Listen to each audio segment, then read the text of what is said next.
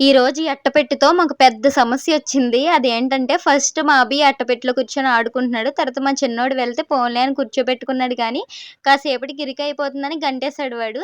ఇక వీడొచ్చి నాకు అలాంటిది కావాలని ఏడుపనమాట. ఇక పాత అట్టముక్కలేవో ఉంటే అవన్నీ అతికించేలా తయారు చేశారు మా హస్బెండ్. మా చిన్నోడికి కూడా చాలా బాగా నచ్చింది. ఇక దాన్ని కింద వేస్తే వాడు కూడా దాంట్లోకి వెళ్ళి ఆడుకోవడానికి కూర్చున్నాడనమాట.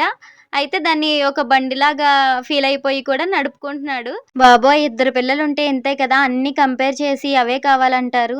హమ్మయ్య! చిన్నోడు ప్రాబ్లమ్ తీరిందనుకున్నాం. కానీ ఏమైందో చూడండి. అమ్మాయి మళ్ళీ సమస్య వచ్చి పడింది.